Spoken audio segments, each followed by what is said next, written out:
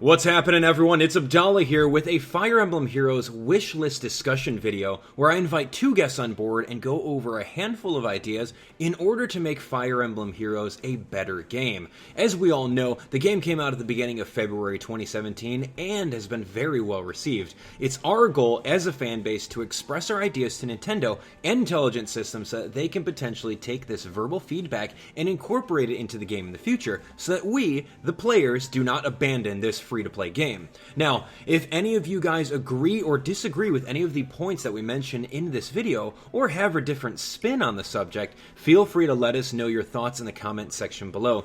More importantly, we want you to open up the app, click Miscellaneous, click on Frequently Asked Questions, click on Customer Support, and then click Feedback to leave specific feedback on what you would like to see.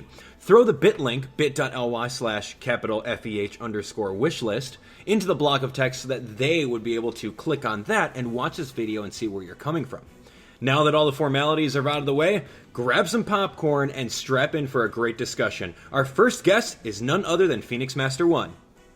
What's up, guys? I'm PheonixMaster1. I upload a lot of Nintendo content on my channel, so yeah, I'm happy to be here. We're so glad to have you on board. A lot of you guys know PheonixMaster1 from your Fire Emblem content. And our second guest is going to be Rasouli. What is up, everybody? RasouliPlays here, and much like these two, I also cover Nintendo content. I just want to thank Abdallah for giving me the opportunity to be on his channel. All right, so I'm pretty excited for it. A lot of you guys that are watching right now know of these two YouTubers, and we're great pillars of the Fire Emblem community. So without further ado, let's jump on into it. So as we know, Fire Emblem Heroes has been out for a couple weeks now, and there's actually been a lot of adjustments. With Nintendo and Intelligent Systems, they've actually listened to a lot of our feedback that we've given to them, believe it or not. At the beginning, we saw the tremendous cost of feathers and how inaccessible they are, and they reached out to us and they legitimately gave us all 10,000 free feathers. Not only that, a lot of us were complaining about the price of the training tower, which costed too much stamina. So more recently, they've announced that the training tower is going to permanently be that half price. So the top training tower will be 9 stamina, and the lowest training tower will be about 1 stamina. And not to mention, they got rid of the idea of using stamina to equip skills, and they've also gone through and said that in March 2017, experience gains for higher units are going to be there too. So let's start with PheonixMaster1. Let's talk about stamina. I know that's one of the things that's probably the biggest concept or area of opportunity that Nintendo and Intelligent Systems can improve on. Why don't you tell us a little bit about what you do to change stamina really quick? I think that they can give us an option to upgrade our stamina, just like how they have the option to upgrade our castles. So we can spend some orbs and maybe we can extend our stamina to maybe 100, 150, or even 200. So that's probably an option. So Nintendo can definitely go for that. Yeah, I like that. Rasouli, anything to add to, boosting the stamina so that it's more than just a 4-hour cooldown? Well, to begin, the stamina count wasn't high. In the beginning, it was enough to get you through a bit of the story mode, but then afterward, especially when you pick up some difficulty, it goes up to, upwards of 20 stamina per mission. And if they're trying to get you locked into the game, I don't think an orb is really worth it to just refill the stamina one time. I'd rather maybe not necessarily orbs to increase your stamina total, maybe just a general level of, each player has an individual level, and as they level up as a whole, I guess maybe their stamina can increase by 1 or 2. There's other mobile games that have the same method, but maybe something like that would be something special instead of just, relying on using your orbs. And I know they gave you stamina potions at the beginning, right? They gave you 10 or 11. Sure. But Yeah. that gets eaten up real fast, especially whenever you guys remember the Narcian map. Yeah, that was so hard. It was hard. people had trouble with it, and you know, you don't have enough stamina to keep trying over and over again, and he was only available for like a limited amount. But if we had a higher stamina, you know, count, then maybe people would have had more of an opportunity to get him. So I'm saying like stamina being raised would definitely be a good thing, because you know, as chapters release later and later, the stamina gets higher and higher, so we can't just be stuck at 50 forever, right? Right, I agree with you. I mean, stamina, I mean, even if they, like you said earlier, maybe throwing some orbs to purchase 10 additional stamina max, that would be a decent idea. Or just straight up, hey, $4.99 in the shop allows you to have 100 stamina. I think 100 stamina would be the sweet spot, honestly. That would be amazing. Or have some way of incorporating the friends list to, you know, give more stamina. Like, instead of just allowing that one greet one time, maybe you can, I don't know, get a stamina refill from, you know, sending greetings to each of your characters. Definitely. That's something that a popular app, Yokai Watch Wibble Wobble, pretty much does. If you actually click on a friend name, you can choose to send them even more stamina.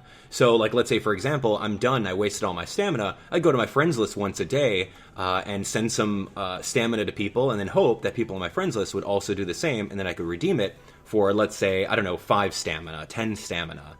I think that would be pretty cool to help us keep playing, because the ultimate goal for Nintendo as a business and Intelligent Systems as a business is for us to keep on playing the game.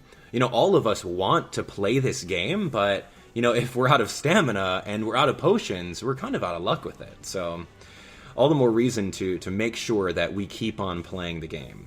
So, another one of the next points that we're going to talk about right now is stats. Now, in case some of you guys that are watching haven't seen or read up about it, but every single character in the game, regardless of if they're the same character, like Camilla, for example, my 5-star Camilla could be different stats from your 5-star Camilla. There are boons and banes in this exact game that raise one given stat with the sacrifice of lowering one. So, with that being said, I would like to pose it on you guys, maybe PheonixMaster. What would you like to see with boons and banes or natures, IVs with all the characters? What would you like to see done with that? Like, first of all, I want a way to see the IVs of my own units in the game itself. There's no way to see that. Basically have to go in another website to see the IVs of your units.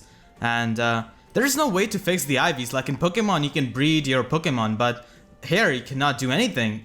Like, if you pull a Lin, that is a 5-star, and this has actually happened to me. I pulled a Lin, which was a 5-star unit, but she had a minus speed nature, so, like, what am I gonna do with that?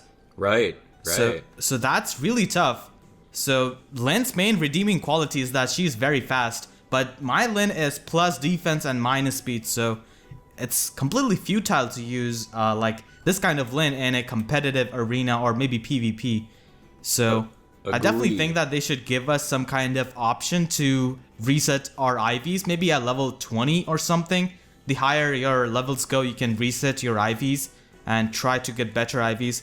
So I think this can be a pretty good option, because this will actually lessen the gap between the players who spend money on the game and the normal players who spend money on the game but not very often, and free to play players, because the person who obviously spends a lot more, he's gonna get a Lin with plus attack nature eventually, like he's gonna get that. But normal player and free to play players do not have that kind of luxury. They are stuck with that minus attack Lin, so that can be pretty bad for them. So yeah, that's in the long run, this will, like in the long run, like you said, this will bring more satisfied players to Nintendo if they do something like that. Sure. Rasouli, anything to add about making stats transparent so that people can see what kind of unit that they got? In terms of like the Boon and Bane and then the IVs, I never actually heard about it until only a few days ago, whenever I summoned an extra Camilla and I was talking about, you know, sending it home for feathers. And then people were telling me, you know, listen, keep it because it might actually be better than the Camilla you currently have.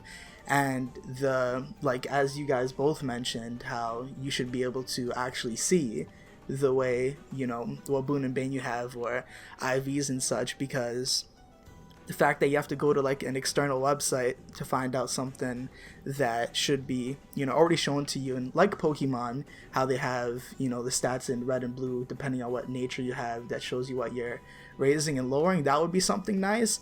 And there's probably still many players today that don't even know about the Boon and Bane and the whole IV thing. So if it was transparent, then I feel like, you know, more people would be able to get into it. But then again, if more people were about the, you know, Boon and Bane of their characters and IVs, then it'll be, you know, kind of difficult, because wouldn't people get disheartened if they had a Takumi that had a lower stat in something that he excels in, which is speed in this game? I believe he's pretty fast. So, you know, it's kind of weird. You summon the 5-star that you wanted the whole time, and then you realize that his, you know, Boon and Bane is not even the greatest in the world, and then you're just like, oh, okay, yeah, I waited how long to get this character, and he's not even nice. So Yeah, I mean, I think that that's great. Like, from a business standpoint, from Nintendo, I think that adding that functionality would be good in one of two ways. Exactly like you said, that once people see that and they notice that their character is not as good, they might be disheartened. Or it could go the opposite way. It could equate to even more spending money on orbs to get that perfect unit. So on Nintendo's part, I don't know, it's 50-50. I think that they can totally benefit from it because, you know, just knowing that you got that low-speed Lin or that low-speed Takumi could potentially equate to money in the bank when you guys go to re-roll or, you know, spend some money on orbs. But speaking on re-rolling stats, Phoenix, you actually talked about the ability to re-roll their natures or re-roll their boons and banes. How do you guys feel about using all of the excessive SP, skill points? For those of you guys watching, skill points are earned every time you level up, and of course every time you KO a unit. Even if you're at level 40, you can continue to earn skill points to pay for skills. I've got a Maria that has like over 500 unused skill points. So what do you guys think of using skill points to help re-roll those kinds of natures or boons and banes? Yeah, that can definitely be put into effect. Like, if you have 500 extra SP, I guess you can fix one IV of a unit with that. So that's something that they can definitely do, because the excessive SP is just useless. Like, what are you gonna do with that? Right. Rasouli, what do you think? And plus, it almost seems like they will do something with the SP, because I have a maxed out Takumi and he's just sitting there with, I believe, over 800 SP, and it's like, you know, I already got all the skills that's possible on them, so there has to be a reason why they're still allowing you to get SP even after the fact that you got all their skills, right?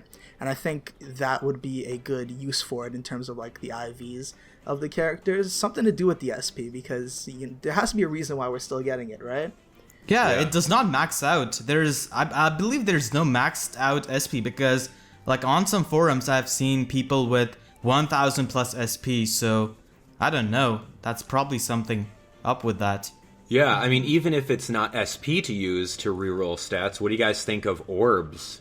Do you think that that would allow a power creep? Would that be more beneficial for Nintendo and Intelligent Systems if they charged orbs? Like, let's say 5 or 10 orbs to re-roll a certain unit's natures or IVs, or maybe even pay in feathers, because feathers are pretty rare right now. So what if you say we did like spend 5,000 feathers for a chance to re-roll your nature?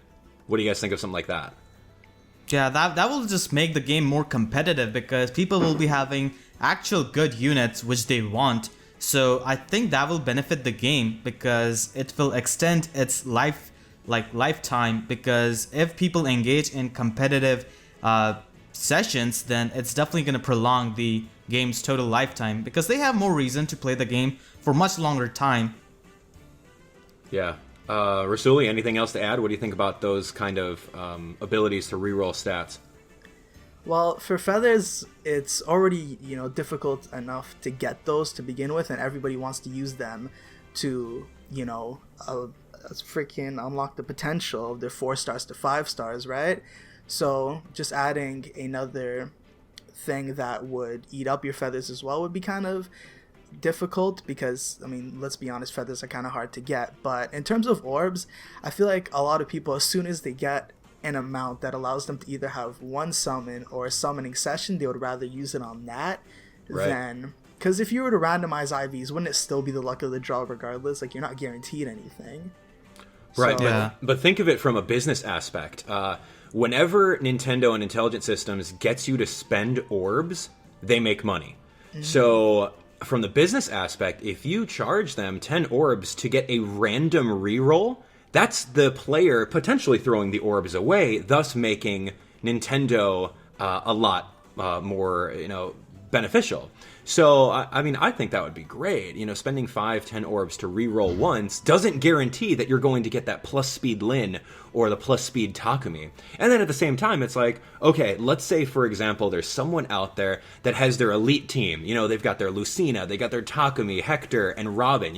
What if they have their elite team and they don't need anyone else, right? So they don't want to spend any money on summoning. They want to do something else with their orbs, right? So give them something to do with orbs and allow that Takumi to be, the best nature, best boon and bane, or the same thing with their Lucina or their Hector. I think that would be, any time that we spend orbs, Nintendo profits. And I'm going to say that again throughout the entire thing. So we have to play this discussion as devil's advocate. How would it work as a business, and how would it work for our fans? So you guys did an awesome job talking about feather accessibility. Now, as we know, it's pretty scarce to get feathers. You can get them in the arena if you do a pretty good 7 victory streak. You can also get them through various unlocks, some rewards for different tasks that you do, and you can also get them from just having a team in the arena from defensive bonuses and ranking bonuses and the like. So, Phoenix, what do you think about ways of making them easier to obtain? How do you think that Nintendo and Intelligent Systems should work this out? I don't think they're gonna make it much easier for us to get feathers, because this is a gacha game, so it's kind enough for Nintendo to let us upgrade our 4-star units to 5-star. So I don't think they're gonna make it easier, because then even free-to-play players will be having 5-star units. So what's the point? So that's why I don't think they're gonna reduce the cost, but definitely they can give us like how they gave us 10,000 feathers. They'll probably do some more events like that, so people can maybe upgrade a unit from 4-star to 5-star once a month, twice a month. I don't know. It can do like that, but it is gonna be up to Nintendo whether they want to give feathers to players or not. So that's what I think. Yeah, how about you, Rasouli? What do you think about accessibility of feathers? Wait, let me ask you guys a question. So after getting the 10,000 feathers, did any of you guys reach 20k yet? I've got 24, I believe. I don't remember. I spent too many of them ranking up, 3 stars into 4 stars, so... I probably didn't, though. Like, the first 2 runs of Arena, I probably just got an even 3,000 score. So, yeah. Like, I believe whenever- almost a lot of players have about 20,000 feathers until now, because I keep up with a lot of Fire Emblem forums and Reddit. So almost all players who play this game a lot have 20,000 feathers, and they're debating which unit they should upgrade.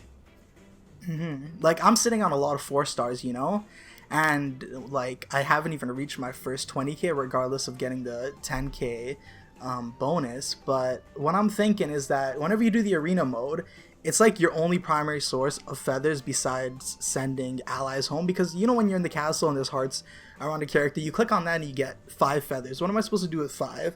Yeah, that's nothing. Like, I barely even noticed my count go up. So Yeah, like, it's tough, man.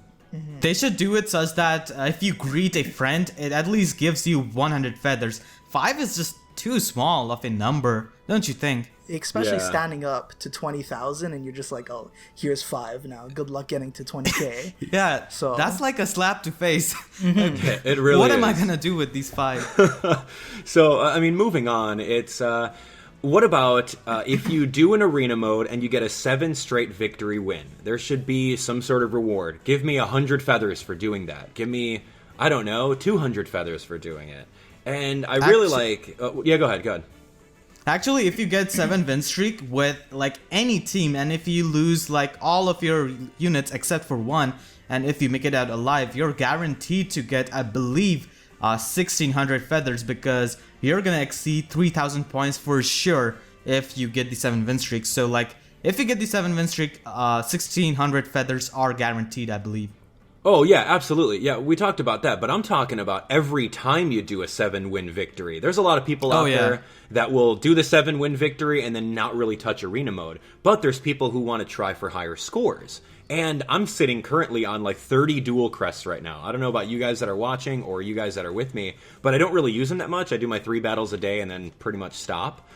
Because any season in the arena, you know, is a couple days worth, and you can easily get more than 7 battles with the amount of dual crests that you get on your daily. So I'm saying, in the 7 victory win, give me 200 feathers just for completing that. And when I start a new streak, maybe give me 300 feathers if I beat another 7 victory, because then I'm using all my dual crests. And if I want to purchase more dual crests, can you purchase more dual crests? I don't think so, right?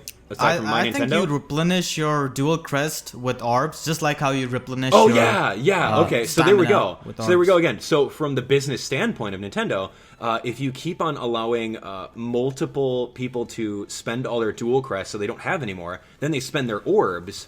So Nintendo benefits either way. So just think about it. It's like every 7 victory, if you, and then maybe like a text should pop up that says, hey, do another 7 victory and you'll win 400 feathers. Do another one, you'll win 500 feathers. And then thus, we're going to burn through all of our dual crests. And then we're going to be out of them. And then we're going to be tempted to spend our orbs to buy more. So I think that would be really cool. But at the same time, it's, okay, well then there's that power creep of, okay, well now feathers are so accessible that all these people are coming out with their 5-star units. So it's kind of catch-22 with that. Actually, there's something like that which Nintendo has recently implemented. I don't know if you guys know, but there are some new quests where you can get 1000 feathers if you do 20 arena victories on any difficulty. And there is some like 1000 feathers if you get 20 victories on intermediate or higher. So I think they're rewarding players a bit, but definitely getting some feathers after every 7 win streak is pretty good because it comes at a price of dueling crest, like you said. Yeah, I like that a lot, and that's one step in the right direction because Nintendo and Intelligent Systems, they're actually listening to us. So all of you guys that are watching right now, you can go into the actual game and click on feedback, and you can send them this feedback. Nintendo is listening, so let's just make sure that we make our voice heard. You guys talked about the friends list a little bit earlier. You know, allowing players to send, 5 feathers to their friends or something like that. That is a slap in the face when you're aiming to get 20,000 feathers. So what do you guys think about how they can improve the friends list? How can they improve that? Phoenix, you want to talk about that? I think there's a way like you can play the friend if they're online at the same time, because you can actually see when your friend last greeted you. I don't know if you guys know, but if you go in your friends list, you can see that it says last played 23 minutes ago and stuff like that. So you can, I guess, there should be a way to like chat with your friends, because you can definitely make friends in arena as well, because every time you win or lose a game, the game gives you an option to send a friend request to the guy you just lost to or won against. So there's also a way, I guess, because having a chat system again with the friends can be also pretty interesting, and it actually does make community wider, because I can talk to the Japanese player which I lost against, and this way like community does come together. Yeah, I like that a lot. Rasouli, anything to add about the friends list? Phoenix said he lost to a Japanese player. Phoenix losing to Fire Emblem, what kind of joke is this? But aside from that, like friendless, like the expansion, I believe right now it's capped at 50, right? Yeah, And, it's 50.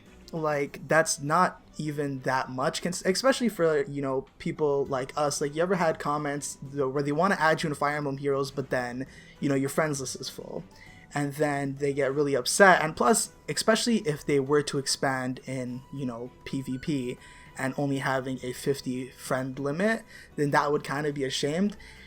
But also, you know, the whole greeting thing, if you were able to greet each and every single one of the friends on your list, then as long as you can have a higher friend limit, then you should be able to get more feathers. But, you know, to keep the pay-to-play aspect, I guess it'd be a smarter decision to not be able to greet every single friend, so, you know, you can still spend your money on dueling crests or whatever. So all I'm saying for the friends list is just an expansion, really. Yeah, I like that. But I don't a lot. think they're gonna expand that actually, because on 3DS you have limit of 100 friends, I believe, and on Wii U you also have 100 friend limit. So Nintendo likes to keep those kinds of restrictions. Right, but have you guys played Super Mario Run? Super Mario Run's friends list is literally unlimited. So like every day I get so many friend requests, and I do accept all, and I have over 150 friends on that. So if Nintendo can do that in Super Mario Run, what's stopping them from doing it here? And then at the same time, I didn't actually know that. That's so that opens doors to many possibilities. Absolutely. Now, I mean, well, what's it going to be? Why are they keeping it at 50 right now, unless they have plans for doing something else with the friends, like manually giving feathers to people? Because if that's the case, and you had over 150 friends, and each of those 150 friends can give you like 5 feathers every single day if they did an update like that, then that power creep would be way too out of control. But if they kept it at 50 and allowed us to receive 5 friends from each of our people, that would be pretty cool. But maybe 5 feathers is too much. Maybe like 1 feather or something like that you can manually do. But I don't know, there's many sides to this argument, but the general gist of it is that the expansion and having more than 50 friends is probably a good idea. I like that. Okay, so let's talk about, we're talking about feathers, we're talking about friends. Now let's talk about the ridiculous amount of cost it costs to rank up a 4-star unit to a 5-star unit. Oh my gosh. For those of you guys who don't know, if you do roll a 4-star unit, the max unit is going to be a 5-star. They have the best stats, they're the highest rank in the game. You can unlock the potential of a 4-star if you pay out 20 great badges of that color and 20,000 feathers. My goodness, dude. How did you guys feel when you first found that out? I thought it was optional. Like either you have to pay with badges or feathers. So I thought, oh, that's no problem. I'm getting these badges from arena, from training tower. But then it wouldn't let me upgrade my units because I didn't have 20,000 feathers. So I was really shocked. Oh my gosh. How about you, Rasouli? How'd you react to that? Like, whenever somebody told me how many feathers it costed, I actually didn't believe it for a second until I went to go check for myself, and I seen 20,000. And from there on out, every time I summoned a 4-star, I wasn't even excited. You get the cutscene for, like, I believe Roy and Marth can be 4-stars, right? And Robin can be 3-star. Yeah, and then it's like, look at the journey ahead of you. You have a higher chance of probably summoning a 5-star version of that character before you even reach 20k. And then eventually you have like this stack of various 4-star units, and then you finally reach your first 20,000, and you're like, okay, I can only do just one, and then 3 months down the line I could do another one. So it starts to get a little crazy because, I mean, 20,000 feathers, that's a lot of feathers. It is.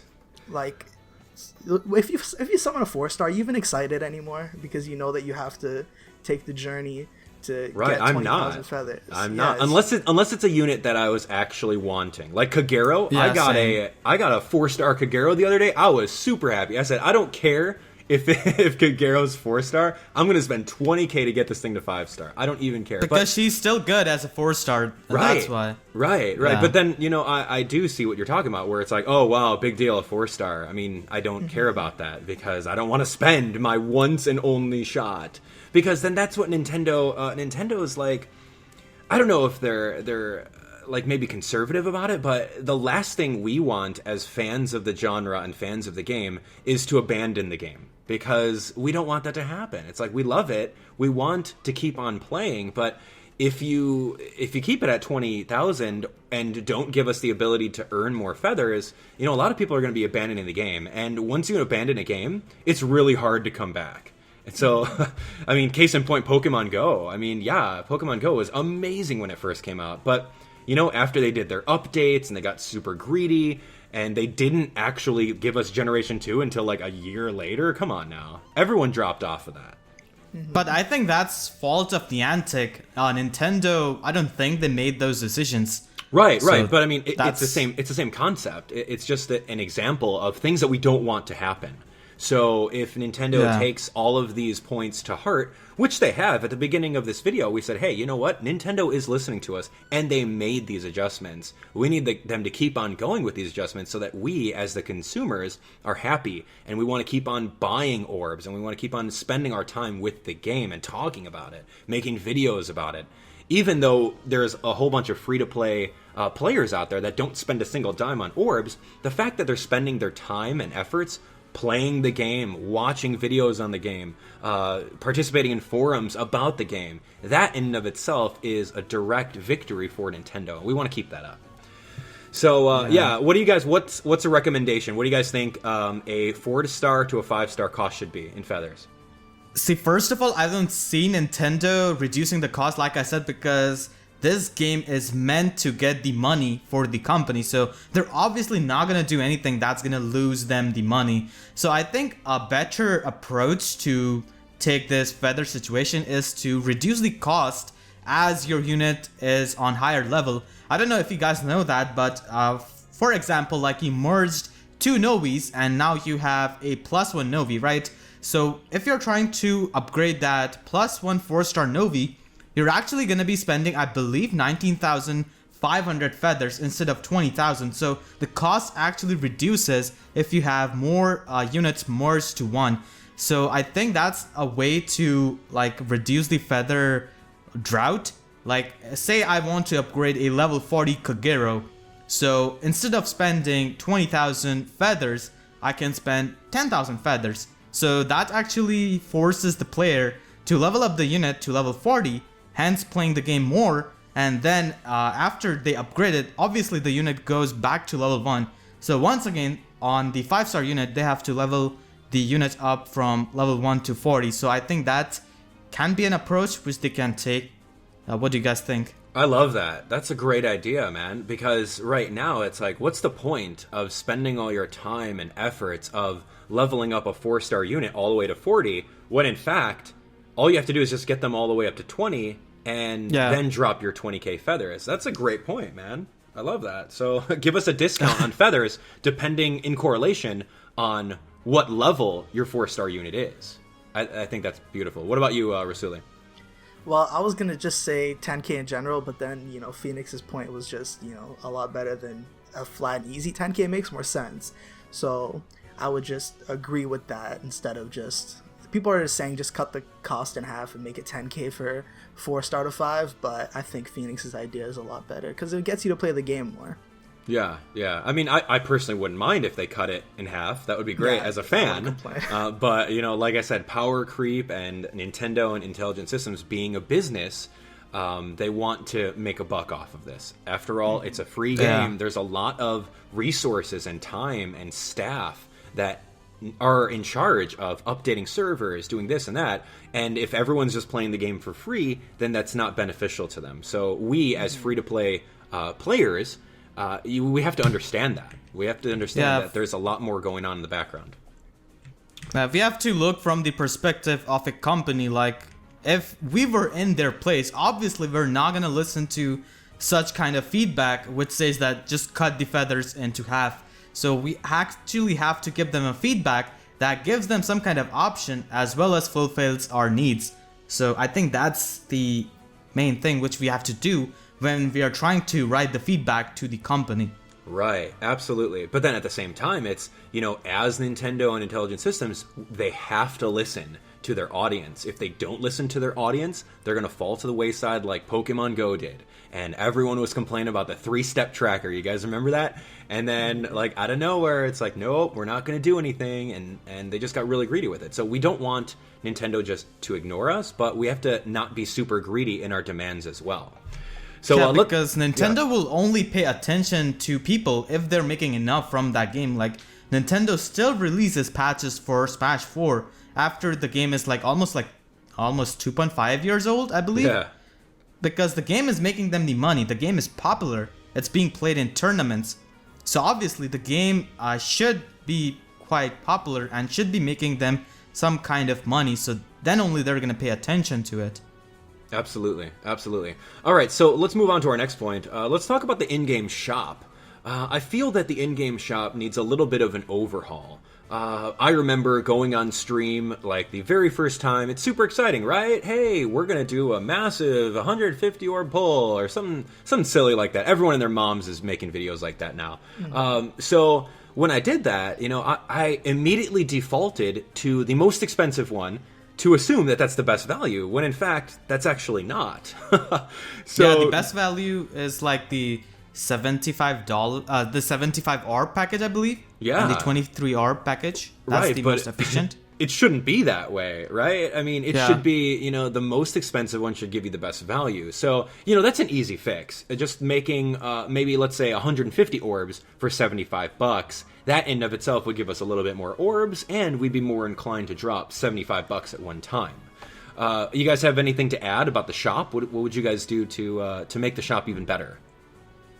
I would definitely give opportunity to the player to buy more items. Like we should have an option to buy feathers and shards. Like after you reach a point in the game when you have completed all the quests, like you have no chance of getting the shards. Like there's two kind of shards and crystals. I believe crystals only work up to level 20 units, and shards I believe work up to level 20 to 40. So there's no way for you to get those after you have done those quests, because I'm at that point. I've completed all the lunatic quests. I literally have no way of getting the shards, and now I have my healers, which I'm having trouble leveling up. So I should be given an option to buy shards and crystals. Yeah, that would be great. Yeah, I'd like that. What about you, Rasouli? Well, in terms of the shop, right now, what's the only thing available? Orbs, I believe, that you can pay actual money for. And I think that if they want more people to play the game, they should have, a couple of other items available. For example, one can be, as a lot of characters have open skill slots, and I believe Phoenix is the one who actually came up with this point, but to buy, skill books. Skills. Yeah. Because like every unit, if you guys have paid attention, like every unit which a player can have, every time he's gonna or she's gonna have one empty skill slot for the passive skills. While if you go on the higher difficulties on lunatic mode, your opponents will be having all three like skill slots full for the passive skills. So I think there is a reason why they have given us an extra skill slot, so that maybe they will release some kind of skill books in future, like they have done in Awakening and Fates. Like stuff like Iode Shield and Ether can definitely be some skills which they can give us, and even Paragon. Right, but when you think about it, there's a huge audience that are free to play. How is that going to help the free to play audience when in fact that in and of itself sounds like pay to win to me? Yeah, so how are we I have gonna an incorporate? idea. So you can give quests to the players who play this without spending any money. So for example, if I clear that paralog, which I guess includes Iode Shield, if you beat that chapter on all three difficulties, then you get one Iode Shield. So that can be fair to free-to-play players, I believe. Okay.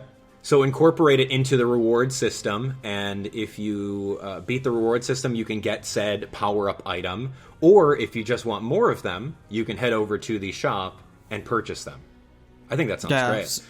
What do you guys think of putting units in the shop? Oh, God. No. Let me stop yeah, right there. yeah, Rasouli, go ahead. Why don't you tell me about that? Units in the shop. You posted a tweet, right? And you ran into 3 Takumis in arena mode. Mm-hmm. If you could buy units from, even though if they're from 1 star, that's gonna happen all the time. You're talking about the power creep. Everybody's gonna have the units that they want, which kind of, I know maybe they could limit the certain units you can buy in the shop, but then that kind of, devalues the summoning, which is where I believe most of the money would come from, because you're rolling for that one specific unit that you're not guaranteed to get. So wouldn't they be making less money, just giving you the option to buy whoever you want? Obviously, in a limited standpoint, they might not give you everybody, right? But it kind of devalues the summoning a little bit. I feel. Yeah, it does. Yeah, go ahead. Phoenix. And Rasuli, you know how in Fates you can buy units, and you have faced that one unit Mario. You see how that spreads. You definitely don't want any kind of hacked unit spreading in Heroes, where people are actually spending real money. So, yeah, no option should be given for buying units. That's forbidden, in my opinion. But think, that I mean, should not be talked. It would break the power creep, absolutely. But hear me out, though. Okay, so let's say it's going to be a once a month thing, and the shop says, "Hey, heads up, you can buy this one unit, not like an S tier or an A tier or like a B tier. Give me like a really low tier character, and you can buy them straight up." So in case there are fans out there that are like, "Oh man, you know, I really want Matthew, for example, and I can't seem to get him." And then it's like, oh, hey, heads up, for this month, we have a deal on Matthew. Or we have a deal on Felicia. Or Jacob. Nothing super powerful. I think that would be pretty good. And just have them at 1 star. Because if you do buy, let's say, Felicia in the month of March, you can buy her for what? $4.99, and then now you have one Felicia. Super sweet. I never got a Felicia before, but now I have one because she's my favorite unit in Fire Emblem Fates. What do you think about something like that? It would make Nintendo money because people would buy them. But do you still think that if we limited the amount of shop variety and you can only buy one unit per X amount of days, do you still think that would bring a power creep? I would like to respectfully disagree because the same thing is going on with these special maps. Every day you get a not so high tier unit, but still it's available too. Like, I believe today is Virian's day, then it's gonna be Hana's day, then it's gonna be Felicia's, then it's gonna be Stall's. So people can definitely get those units. They're definitely not top tier, but there's no reason to put money for these kinds of low tier units. Felicia is still good. She's not low tier, but still, I don't think it's a good practice. What if it was one time $100 for Takumi? Nah, per account. I'm not doing that. Really, you wouldn't do it? No. Because you already have a Takumi, man. I've been trying to pull for Takumi the whole... I would easily spend $100 for one Takumi. You would spend $100 for a singular 5-star character. That's I would too do much, it. right? Are you think so? Really? Man, dude, I've been... Every time I get 5 orbs, I'm like, okay, let's summon. Let's get this clear, colorless one. Please, Takumi. Please, Takumi. Nope, don't get him. Okay, I'm stuck. So, I don't know. I don't know. It's a good idea. But we'll see if anything like that gets ever implemented. Because I can see where you're coming from. I actually have a good idea. Like, say if a player has 100 hours of playtime, then he can buy one unit. Well, there we go. That's decent.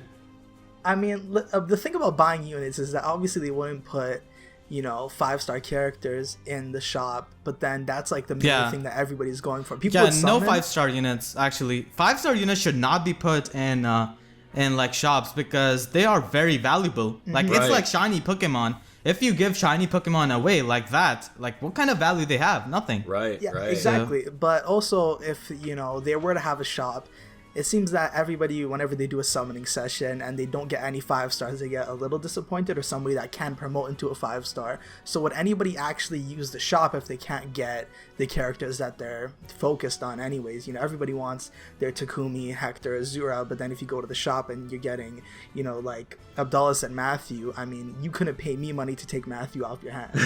So why would I give somebody money to get them? Because everybody's focused on, like, you ever get tweets, Top people send you a tiers, tweet whenever they, summon a 5-star, but they get really excited about it, not whenever they get, just a normal 3-star that you were hoping to be somebody else. So would people actually pay real money to get a character that, nobody's actually really after?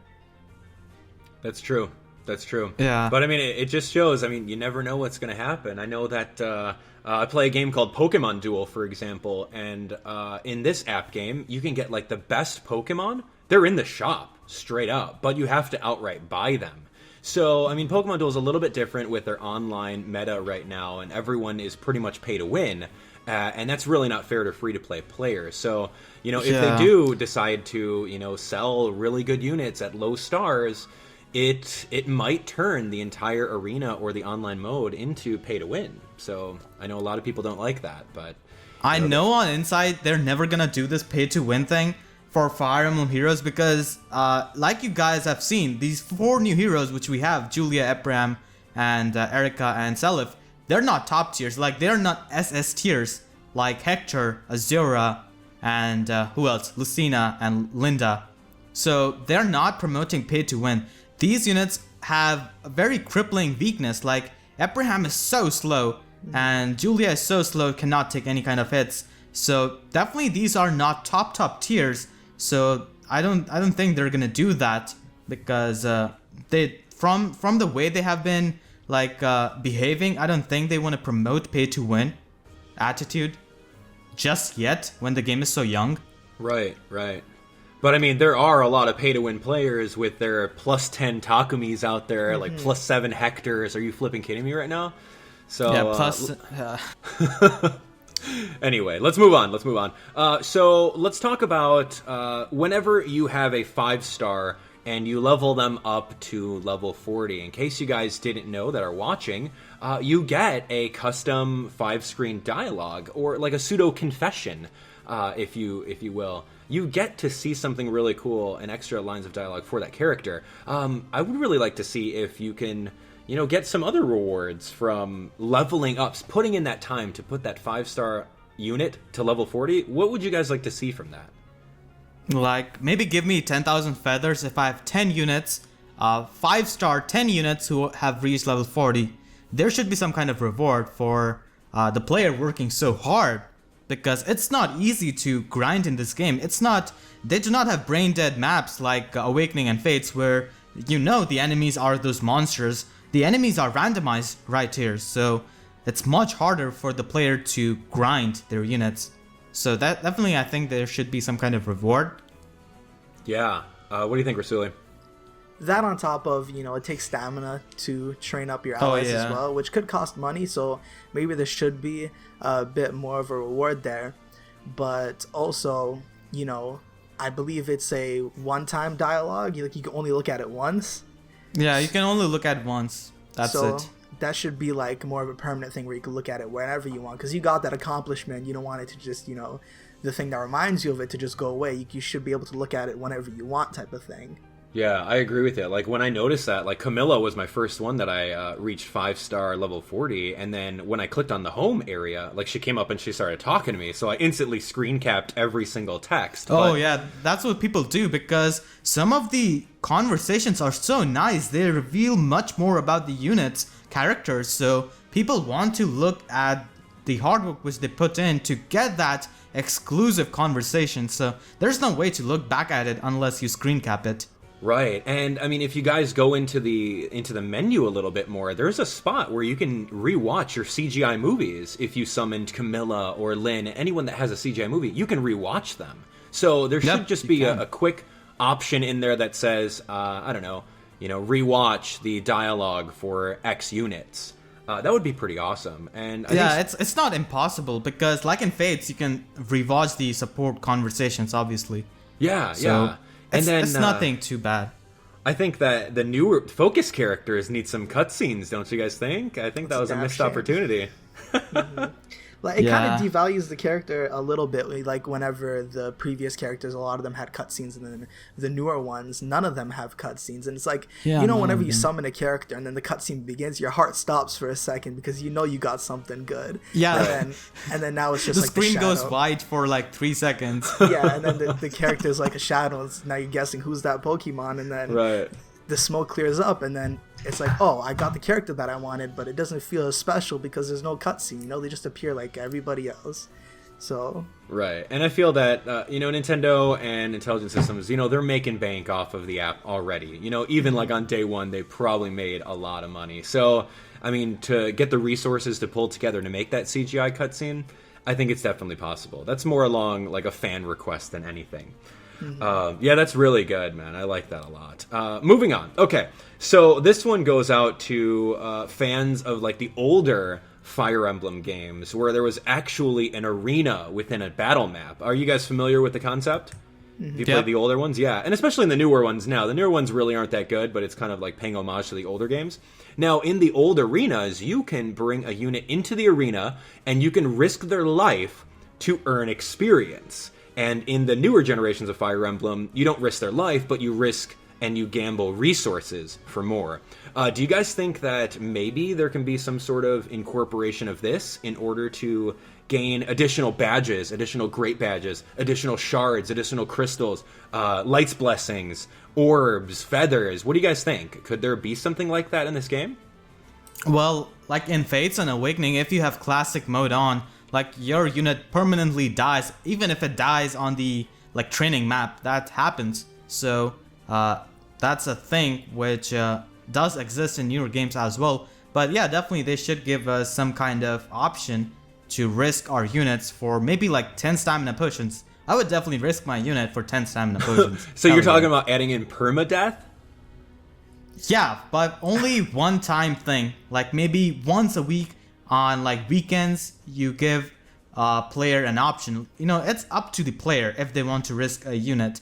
I can risk my unit, which I have doubles of. Like I have 2 Novis, so obviously I can risk one of them. Right. What about this though? What if we take a page from Fire Emblem Fates and say, in order, no permadeath, but we do, here's an arena, and you're going to put up 1 stamina potion. And if you win this arena battle of, let's say, 2 battles, then you can get 2 stamina potions as a reward. But if you back out, like Fates. Yeah, but if you back out, then you lose your stamina potion. So that's kind of what I'm thinking, but we do that with crystals and shards. Like you said earlier, Phoenix, those are really not easy to come by. And when it comes to leveling up my 4-star Olivia past like level 30, it's so hard. She is so tough. I've been leveling her up for 5 days. Like I've spent 40 orbs trying to get her to level 40 because I have to use Light's Blessing. She cannot take a hit. Yeah, and that's really like, okay, so allow us to put up a red crystal, which allows us to boost up units after level 20. Allow us to put up a red crystal in exchange, if we win this battle, for 2 red crystals.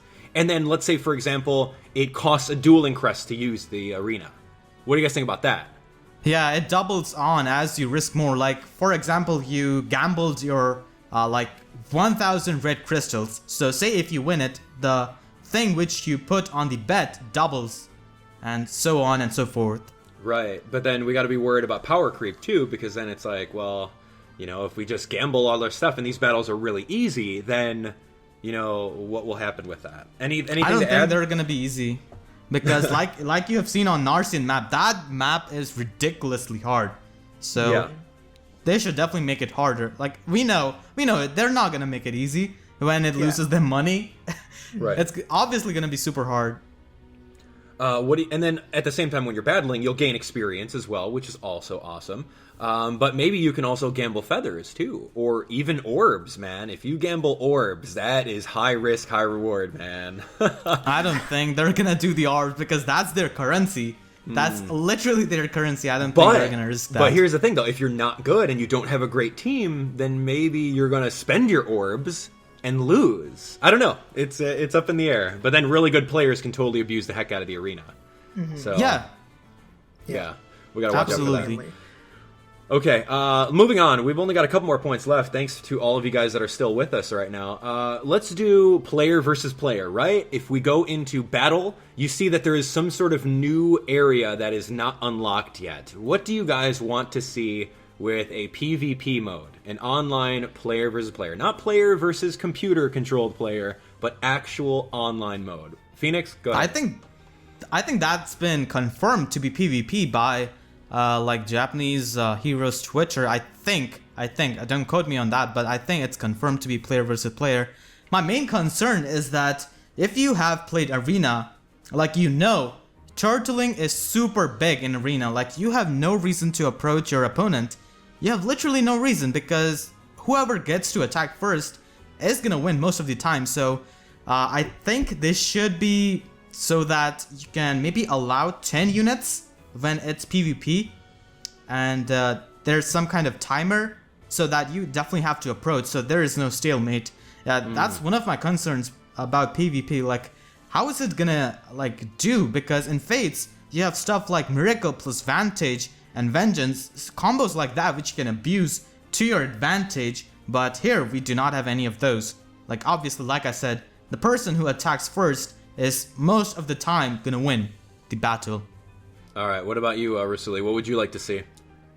I feel like player versus player would expand the game a whole lot more, because after you do the story mode and you grind up your allies, besides, you know, the arena mode, there isn't really much left to do besides waiting for the new story to come out. So if they were to do player versus player, then that, you know, would definitely expand how long the game's going to run for. But, you know, obviously there would be people who have just completely broken teams. So there's, you know, a ranking system would definitely have to be in play there. But yeah, I think player versus player should be a thing. It makes sense. So yeah, because Nintendo has seen how like the competitive aspect of any kind of game like prolongs the life of the game. Like you say Melee, you say Smash. Melee was supposed to be a casual party game, but its competitive scene has kept it alive for so long. Like, it's actually really amazing. So Nintendo definitely knows that, and they're gonna use that to their advantage, I feel like. Absolutely. I don't know if you guys have ever played Pokemon Duel, but Pokemon Duel, it's like chess. And what they do really good with that online system is at the beginning, there's going to be a randomizer, a wheel that spins, and then you can see who's going to go first, right? So with that, that's one thing. But if the unit that goes first, they have a hindrance at the beginning. So I think that if they take that kind of function of doing a wheel, spinning, okay, let's say, for example, I go first, and I'm playing against Rasuli. The only advantage that I'll have from going first is the fact that I get to move, but at the cost of 1 movement point. What do you think about that? Oh yeah, that's actually amazing. Movement points, like I was saying. That's one of my worries, because no party is gonna approach each other, because that's gonna cost them the game, because like I said, the person who attacks first has a lot of chance to win. So movement points, I think, can be something which they can implement, because this game has been brave. It has introduced some really new functions like IVs and removing a void and magic stat, skilled stat, stuff like that. Yeah. And luck stat as well. So, yeah, I think at the sacrifice of 1 movement point, it would be a little bit easier, because then you can't just go, like, rush into someone and, you know, have different maps available so that, you know, what if we're all in, like, the close quarters combat map? And I got moved first, and I can't even reach your units, you know, because I don't have, you know, that cavalry unit. I don't know. There'd be pretty interesting. But like you said, Phoenix, turtling, man, that's going to be really hard to prevent stalling. So there's got to be some sort of countdown timer. And Pokemon Duel does it very well, where each person is given, I think, like 2 minutes on their clock, or 5 minutes on their clock. And whenever it's their turn, the clock is going to keep on counting down. And once they've made their moves for the turn, then their timer stops, and then the next person's timer keeps on running. So if they make it like 2-minute timers, then you can potentially get like a wait win, or like a time loss win, if they decide to keep on stalling you. So I think that would be pretty cool. So player versus player, I would love to see it. We're all excited for it. Give it to us, and give us a ranking and reward system that goes along with it to earn some additional I would also feathers. like terrain effects. Like right now, like you guys know, terrains only affect like your units negatively. If you do not have a flyer, you know, obviously your unit is gonna get slowed down by forest and mountains. So I think they should give us something like +1 defense and resistance if you stand on a forest, and +2 defense and +2 resistance if you are on mountain. Oh, that'd be pretty cool. Yeah, because that allows for much more complex and strategic play. So that would be pretty cool. All right, so we talked about player versus player. That's really awesome. Let's talk about experience gains. Now, one of the things, when I first started playing Fire Emblem Heroes, I didn't realize that if I KO'd a whole bunch of units in a map, and I died with that unit, then I wouldn't get that experience. I didn't realize that until about like halfway through playing the game. Now, do you guys feel that that should be removed, or it should stay the same? Phoenix, go ahead. What do you think? Yeah, I don't think that they should remove that, because that's been a part of this franchise. Like in Fates and even in Awakening, if your unit dies, even though it got a bunch of experience, it's gonna die and it's gonna lose all that experience. So I don't think they should like make any kind of system so that a unit gets experience even if they're knocked out. Rasuli, what do you think? I'm thinking that you should be able to keep the experience even though the unit's knocked out, because in games like Fire Emblem Awakening Fates, you can play as much as you want, but then the unit gets knocked out, your stamina's gone, and plus I feel like Fire Emblem Heroes is aimed towards in general everybody, rather than Fire Emblem Fates, the mechanics and stuff like that. You don't necessarily have to be deep into the Fire Emblem game, but then this is like a free to play game. Everybody can jump into it and just do whatever they want. Yeah, but definitely. It kind of like you spend how much the top of the training tower, you go there and then you knock out 3 to 4 enemies, but then you're just gonna get the job done. Yeah, just complete waste of whatever it is that you had going. So I think you should be able to keep how about a better compromise would be, so long as you level up, you get to keep the level up, but if you didn't, then you could lose the experience. That would be a better option, but still I feel like some things like that should be kept instead of just losing it altogether. Yeah, I mean, I agree with you on that one. Like, I wish that we can continuously keep the experience, because then it's going to make leveling up Olivia or your healers, so much easier. But then, it's all about that power creep. So it's, how do we balance that? And I mean, when your unit gets KO'd, they're not ever like dead. They don't straight up die. They just say, "Oh man, I gotta bail out," or I don't know, but. Maybe some units do die. Correct me if I'm wrong on that. Do they just leave? No, they actually cannot die. Right. So, I mean, maybe that, if that's canon, then maybe we should get the experience, because they're just going to bail out on you and just leave the battle because they're too injured. But I don't know. We'll see. Now, let's talk about missions. The Intelligent Systems and Nintendo has done a great job with giving us missions. As you guys know, there's February missions for Hard, Normal, and Lunatic. There's also additional missions based on the banner, based on the arena. That's really awesome, and we, as the fan base, truly appreciate that. So what do you guys think of adding more missions and or keeping up with that success? Phoenix? Yeah, definitely. They should add more missions, especially for shards and crystals, because those 2 items are really valuable.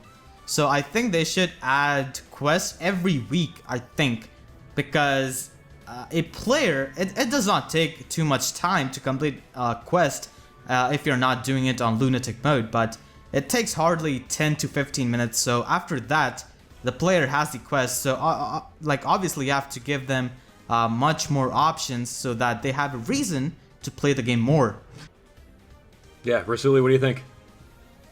I think they should add, more quests and missions as well, just because of the sheer fact that it gives you, more replay value of like story mode, for example, and such. But I think they should do more of for stamina rather than, the crystals, because what I was thinking is that they give you more crystals in the training tower, which it should be, and then they give you stamina for completing quests so you could play more and kind of get trapped into that. Because I'm looking through the quests right now, and these are for February, and then you KO level 35 plus fulls with blue units and you get 5 stamina potions, which is going to make you play more and more to complete other quests.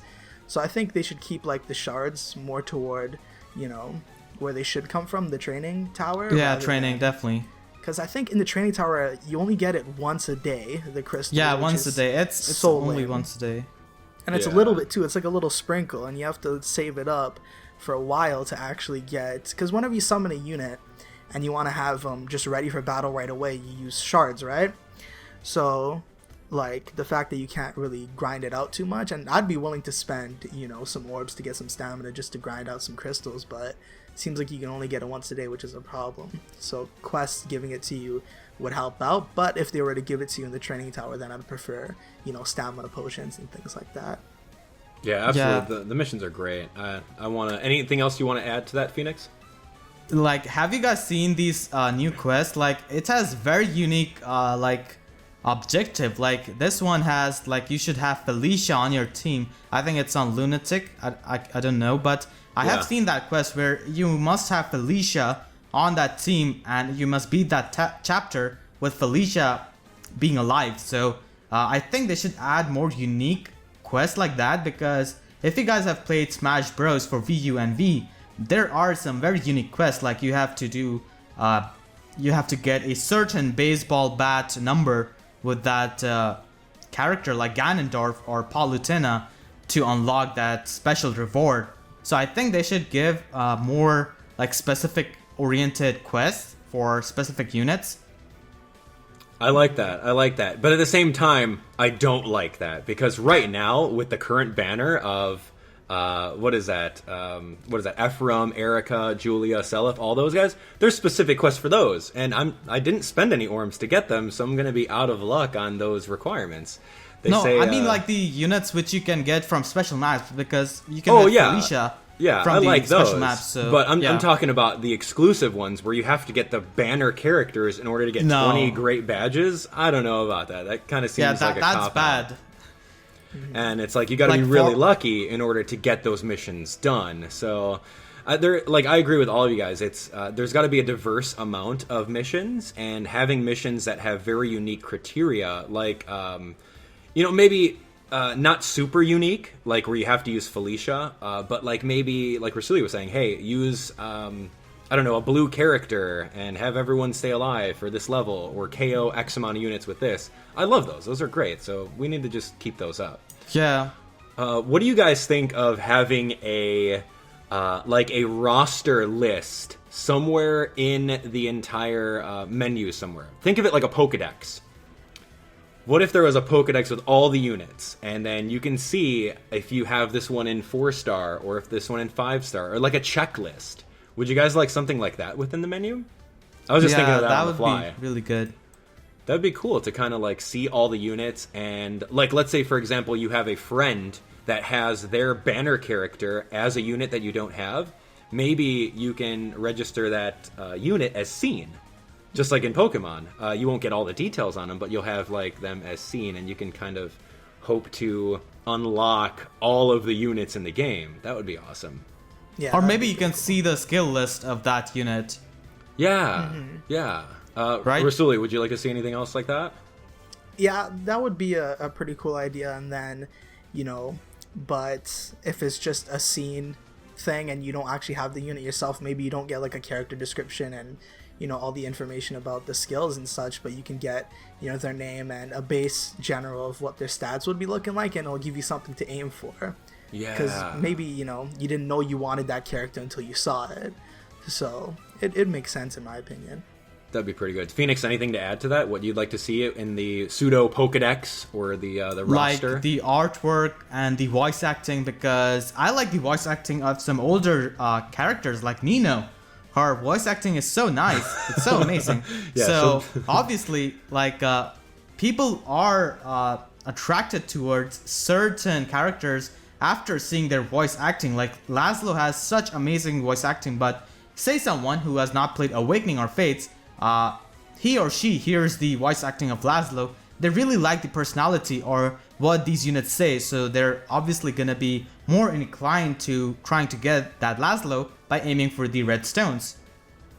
Right. Yeah, having that Pokedex would be awesome, man. Just to look at them and to easily pick a unit and then maybe long press into them or just press on them, and then you can see what kind of skills they have and kind of have all of that available for you. So if you're formulating new teams, you can have everything at your fingertips rather than having to leave the app, go online, look up some different tutorials or look up a different forum. I think that would be pretty cool. That'd be awesome. Yeah, definitely. All right, well, that pretty much wraps up this long discussion about it. Now, keep in mind, everyone, that you guys can indeed make a positive change and give Nintendo feedback. If you agreed with any of these points, any and every one of these points, you guys can go into the menu, go to frequently asked questions, go to support, and then click on feedback, and you guys will be able to write a quick couple sentences and then send it over to them, because Nintendo's listening, Intelligent Systems listening. They want this game to be, they want this game to continue breaking the mold. So I don't really want, everyone to think, oh, that's a gacha game. That's how gacha games work. Nintendo is always innovating. So they're listening to us as an audience, and it's really only going to take each and every one of us to let them know what we think. So any other, Phoenix, any other things that you want to say before we head on out?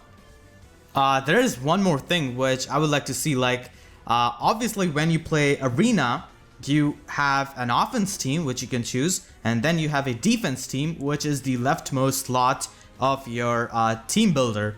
So whenever you successfully defend against a player, it shows in arena that you won against this player. So I really want an option to see how my defense team played out against a human player and how I won, because that would be so interesting to watch, to see how AI plays my defense team against a human player and how my team defeated their units. So I would like that.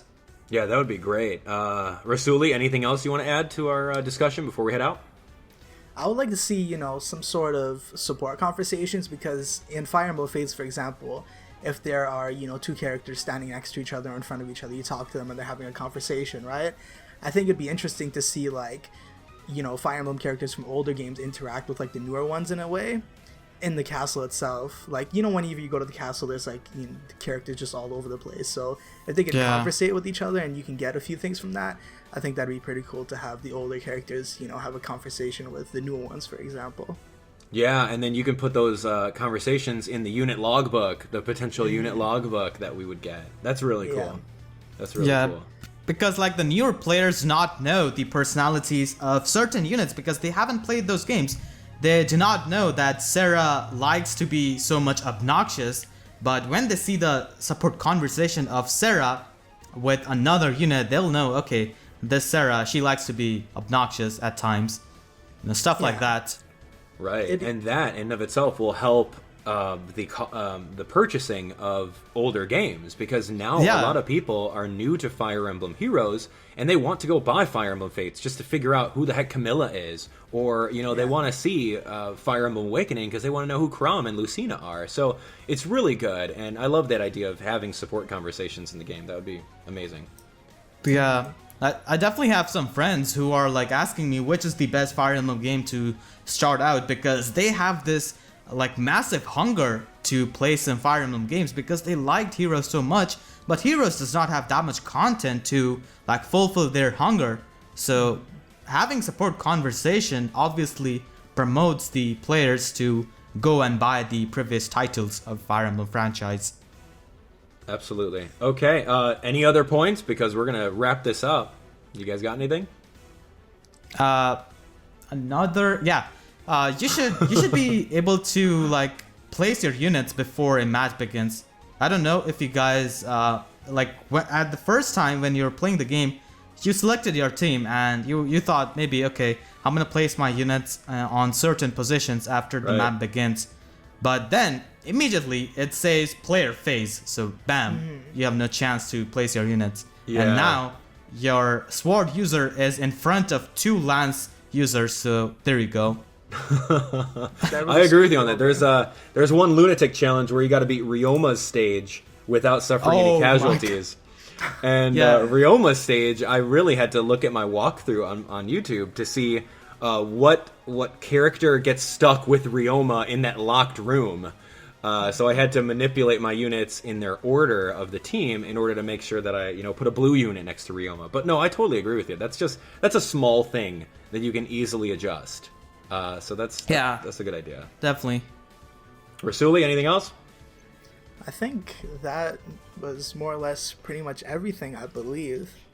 Unless you guys have something else, but if I'm not mistaken, I think we covered every point. That's it. I think we pretty much covered it for the last hour and 15 minutes. That's amazing. All right, so here we go. Thank you guys for watching and listening to us. Hopefully, if you guys didn't already, download the game to play along with. All three of us are on YouTube. I'll put all the links to all of our social and our YouTube channels in the description, so definitely check us all out. Before we go, PheonixMaster and Rasouli, I'm going to ask you guys what your favorite Fire Emblem title is and why, and then I'll ask you guys to quickly do an outro and plug yourself. So, PheonixMaster, go ahead. Alright, my favorite title is Blazing Sword or Blazing Blade for the Game Boy, because I have a strong nostalgia with that game, obviously, as playing that game as a kid, so that's my favorite.